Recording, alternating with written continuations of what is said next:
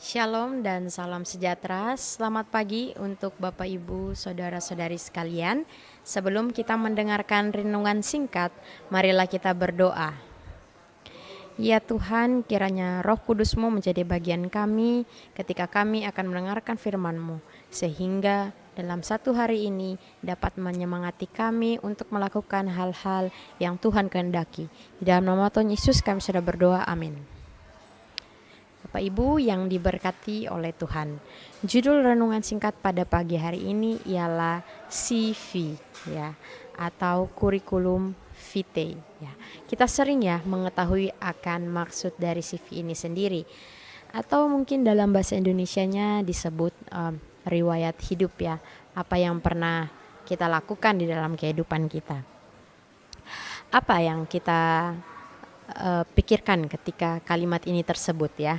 Tentunya riwayat hidup ini digunakan untuk mencari pekerjaan ya, atau untuk melamar masuk ke sebuah perusahaan, atau juga ya untuk mendapatkan jabatan dan untuk melamar ke hal-hal yang lain.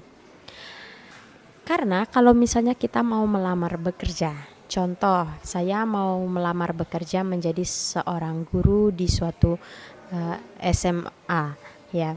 Tapi di dalam CV saya hanya menuliskan bahwa pendidikan terakhir saya adalah SD. Apakah saya diterima? Tentu tidak.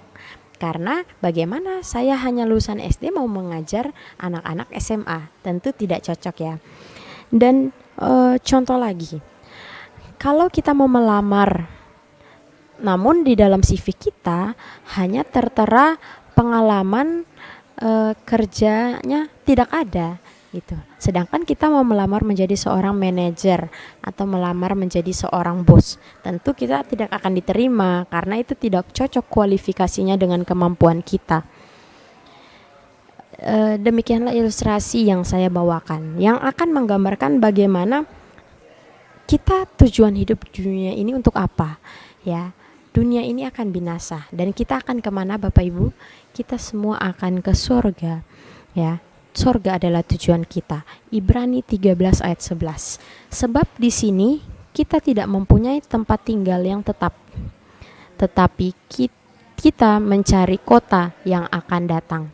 Bapak Ibu, kita bukanlah tinggal di tempat ini, tetapi kita akan bertujuan untuk masuk ke dalam kota yang akan datang, yaitu rumah kekal kita, yaitu rumah yang menjadi tujuan dari kita semua orang.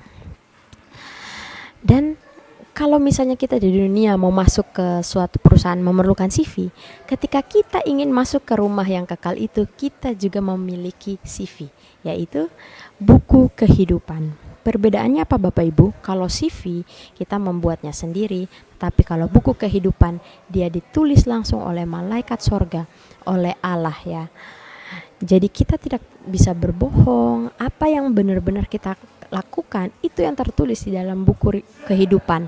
Tapi kalau mungkin CV kita karena kita buat sendiri, mungkin kita bisa memalsukan atau misal kita bisa membohonginya, tapi buku kehidupan tidak akan pernah dibohongkan dan tidak akan pernah kelewatan. Tuhan menulis riwayat kehidupan kita.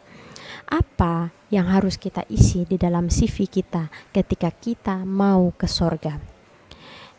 Terdapat di dalam Yohanes 9 ayat 4. Kita harus mengerjakan pekerjaan Dia yang mengutus aku selama masih siang. Akan datang malam di mana tidak ada seorang pun yang dapat bekerja. Bapak Ibu yang diberkati oleh Tuhan, kita mempunyai tugas yang harus kita kerjakan sebagai hal-hal yang akan ditulis di dalam CV kita untuk kita, apakah kita nanti akan diterima atau tidak di kerajaan sorga yang Tuhan sudah siapkan.